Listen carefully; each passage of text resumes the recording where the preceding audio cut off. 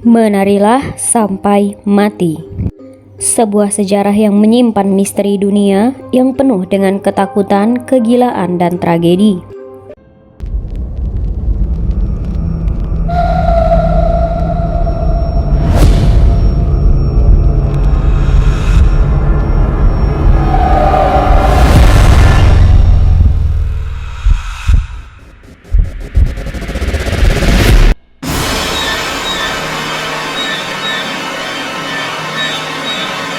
Sejarah yang menjalar di balik fenomena yang menyeramkan ini akan membawa kita melintasi masa lalu yang kelam, di mana wanita-wanita terjerat dengan gerakan tarian histeris yang tak terkendali, hanya berhenti ketika kematian menyapu mereka. Penyebab dari fenomena misterius ini tersembunyi di balik kabut kegelapan. Dalam video ini, kita akan menggali setiap petunjuk, menyelidiki laporan-laporan sejarah dan mengeksplorasi teori-teori yang ada untuk mencoba memahami asal-usul mekanisme yang melatar belakangi fenomena menarilah sampai mati. Apa yang memicu gerakan ini? Apakah faktor psikologis, gangguan neurologis, atau sesuatu yang lebih supernatural terlibat di dalamnya? Mari kita menyelami misteri ini bersama-sama. Video ini akan mengungkap kebenaran yang tersembunyi. Fakta-fakta menarilah sampai mati akan kita ungkap di sini dalam perjalanan yang mencekam dan penuh misteri. Iblis merasuki manusia, menjadi wabah menari menuju kematian. Zaman dulu, masyarakat dihebohkan dengan fenomena menyeramkan yang dikenal sebagai wabah menari kematian. Kisah ini menjadi teka-teki yang sulit dipecahkan dengan banyak orang percaya bahwa iblis abad pertengahan terlibat dalam peristiwa mengerikan ini. Salah satu tokoh terkenal dalam wabah ini adalah Tropea, seorang gadis kaya yang menjadi pusat perhatian. Bukan hanya dia, tetapi juga banyak penari lain yang terhubung dengan fenomena mengerikan ini. Pandangan masyarakat abad pertengahan menganggap iblis sebagai makhluk jahat yang dapat merasuki manusia dan menguasai tubuh mereka. Masyarakat saat itu melihat Tropea dan penari lainnya sebagai orang-orang berdosa yang tak mampu melawan kekuatan iblis yang mengendalikan mereka. Menurut keyakinan mereka, iblis memaksa korban untuk menari tanpa henti hingga mereka lelah dan akhirnya mengalami kematian yang tragis. Meskipun ada yang berpendapat bahwa fenomena ini disebabkan oleh kondisi medis atau kegilaan massal, pandangan ini tidak mampu menghilangkan ketakutan dan kepanikan yang melanda masyarakat pada masa itu. Wabah menari terus menyebar. Teror wabah menari kematian semakin meluas dengan cepat, menjangkau berbagai daerah yang berbeda. Korban-korban yang terkena wabah ini terpaksa terus-menerus menari tanpa henti, mengalami kelelahan yang tak terelakkan dan akhirnya merasakan kelumpuhan yang menyeramkan. Kematian tragis pun terjadi beruntun karena dampak kelelahan yang tak terbendung. Berbagai upaya dilakukan untuk melawan wabah ini.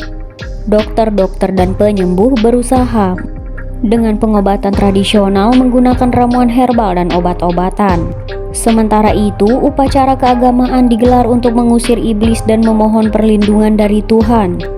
Namun, meskipun berbagai upaya dilakukan, wabah menari terus mengamuk dengan kekejaman yang menakutkan. Wabah menari kematian di abad pertengahan mencerminkan keadaan sosial dan kepercayaan masyarakat saat itu. Keyakinan akan adanya campur tangan iblis dalam kehidupan sehari-hari memberikan penjelasan yang mengerikan tentang fenomena yang sulit dijelaskan ini. Peristiwa ini meninggalkan bekas dalam sejarah, mengingatkan kita akan kekuatan, kepercayaan, dan ketakutan manusia. Wabah menari kematian menjadi salah satu misteri yang tak dapat dijelaskan dengan rasional di masa lalu. Asal mula menari hingga mati. Pada tanggal 14 Juli 1518, kota Strasbourg, Prancis menjadi saksi peristiwa yang mengejutkan. Frau Tropea, seorang wanita misterius, tiba-tiba mulai menari di jalanan tanpa henti. Awalnya, penonton merasa terhibur melihat semangat Tropea, tetapi kegembiraan segera berubah menjadi kepanikan dan kebingungan. Tropea tidak bisa menghentikan gerakan tariannya meskipun lelah dan berkeringat. Ketakutan menyebar dengan cepat ketika fenomena menari tanpa henti menular ke penduduk kota lainnya. Sekitar 400 orang terjebak dalam siklus menari yang tidak berkesudahan. Tanpa mempedulikan kelelahan atau bahaya yang mengintai, mereka berputar-putar dan melompat-lompat seolah terhipnotis oleh kekuatan yang tak terlihat. Kota Strasbourg berubah menjadi panggung tari yang mengerikan. Dengan penari-penari yang terlihat dalam kondisi yang mengerikan, mereka kelelahan, jatuh pingsan, dan beberapa bahkan kehilangan nyawa mereka karena kelelahan yang berlebihan. Namun, wabah menari ini terus berlanjut, tanpa henti dan tanpa pemahaman yang jelas mengenai penyebabnya. Asal mula fenomena ini tetap menjadi misteri besar. Mengapa Trovea dan orang lain terjebak dalam lingkaran tarian yang mematikan ini? Apa yang menyebabkan mereka tidak bisa menghentikan gerakan mereka, bahkan ketika nyawa mereka berada dalam bahaya? Pertanyaan-pertanyaan ini tetap menggantung dalam ketidakpastian, menjadikan fenomena ini sebagai salah satu misteri yang paling menarik dan menakutkan dalam sejarah. Ratusan orang menari sebagai jalan bahagia menuju akhirat. Ratusan orang terus menari tanpa henti, mengabaikan kelelahan yang membahayakan nyawa mereka. Mereka melihat menari hingga mati sebagai jalan bahagia menuju akhirat. Apakah ini sebuah keajaiban atau ada penjelasan ilmiah di baliknya? Pertanyaan ini memicu diskusi dan spekulasi yang beragam. Beberapa ahli berpendapat bahwa fenomena ini merupakan pengalaman mistis yang melampaui pemahaman kita tentang realitas. Bagi mereka, menari menjadi ekspresi kegembiraan dan kesenangan yang luar biasa ketika menghadap Tuhan. Namun, interpretasi semacam ini sangat subjektif. Terlepas dari perspektif yang diambil, peristiwa ini telah mengubah kehidupan penduduk kota tersebut secara dramatis. Menari menjadi jalan mereka untuk meraih kesucian dan kebahagiaan spiritual. Keberanian mereka menghadap Tuhan dengan sukacita telah memperkuat keyakinan spiritual mereka. Mati karena kelelahan. Mati akibat kelelahan yang ekstrim menjadi misteri yang membingungkan. Faktor-faktor seperti kegagalan sistem kardiovaskular dan perubahan kimiawi dalam tubuh dapat menjadi penyebabnya. Namun, fenomena ini melampaui pemahaman sains dan kedokteran.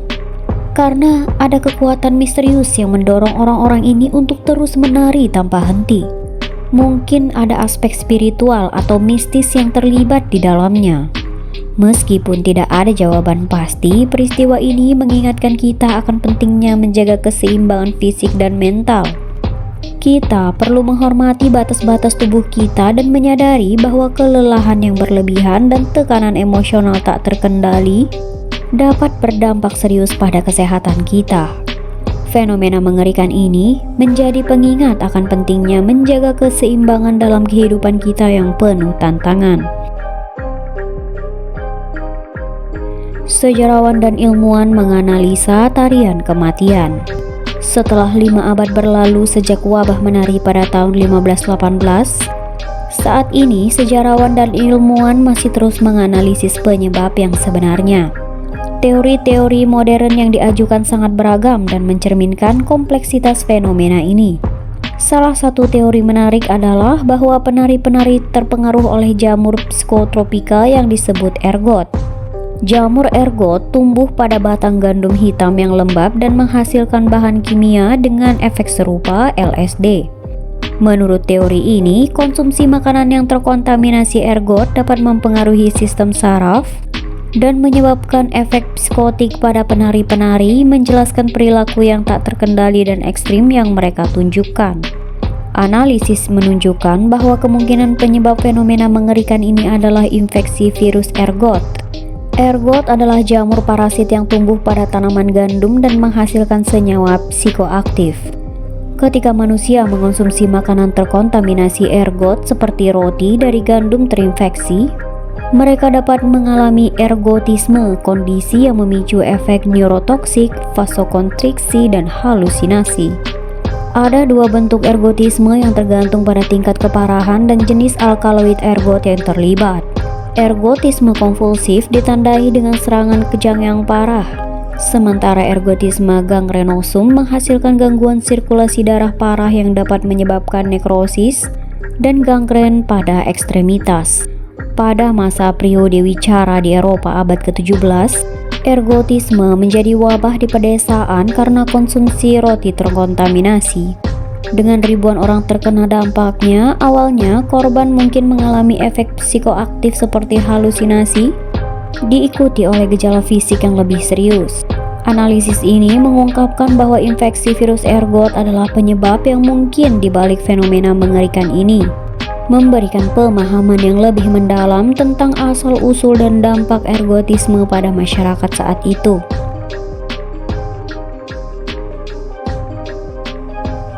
Halusinasi dan delusi adalah konsep dasar efek dari virus ini. Efek virus ergot dapat menghasilkan halusinasi dan delusi yang menjadi konsep dasar dalam fenomena ini. Pada abad ke-20, penemuan obat-obatan modern dan praktik pertanian yang lebih baik telah berhasil mengurangi kasus ergotisme secara signifikan. Saat ini, langkah-langkah telah diambil untuk memastikan roti yang dikonsumsi sehari-hari terbebas dari kontaminasi ergot melalui pengujian dan pengawasan yang ketat. Namun, penting untuk diingat bahwa ergotisme terkait dengan kontaminasi ergot pada makanan, dan bukan semua jenis jamur ergot dapat menyebabkan fenomena mengerikan ini. Meskipun demikian, wabah menari yang misterius ini tetap menjadi misteri yang belum sepenuhnya terungkap, dan penelitian lebih lanjut diperlukan untuk mengungkapkan penyebab sebenarnya di baliknya. Bukan terinfeksi virus ergot. Wabah menari yang mengerikan pada awalnya diduga disebabkan oleh ergot, sebuah penyakit jamur yang tumbuh pada gandum. Namun yang menarik adalah para korban wabah menari tidak menunjukkan gejala ergotisme seperti delusi dan kejang-kejang. Ini mengarah pada dugaan bahwa ergot bukanlah penyebabnya. Ergot memang memiliki efek psikoaktif dan pernah terkait dengan keracunan pada masa lampau. Namun, gejala yang diamati dalam wabah menari berbeda secara signifikan. Hal ini menciptakan kebingungan dan pertanyaan baru tentang penyebab sebenarnya dari wabah menari ini. Para peneliti telah mencoba untuk menyelidiki penyebab wabah menari yang misterius ini dan telah mengajukan berbagai hipotesis. Namun, sampai saat ini belum ada penjelasan yang memuaskan. Fenomena ini mungkin melibatkan faktor-faktor kompleks dan multidimensional seperti faktor psikologis, budaya, dan sosial yang bekerja sama untuk memicu respons kolektif dalam bentuk perilaku menari yang tidak terkendali. Dalam menghadapi situasi ini, para peneliti perlu tetap terbuka terhadap kemungkinan-kemungkinan baru dan melakukan kolaborasi lintas disiplin ilmu guna mendapatkan pemahaman yang lebih baik tentang fenomena ini. Meskipun belum ada jawaban pasti, upaya penelitian dan perluasan pengetahuan diharapkan dapat mengungkapkan penyebab dan mekanisme di balik wabah menari yang misterius ini. Hanya kegilaan psikologis karena situasi. Sejarawan John Waller mengemukakan teori lain yang menarik, berpendapat bahwa wabah menari hanyalah gejala dari histeria pada masa abad pertengahan. Wabah menari yang misterius di Strasbourg pada masa lampau terjadi di tengah perubahan kehidupan yang sulit dan penuh ketidakpastian.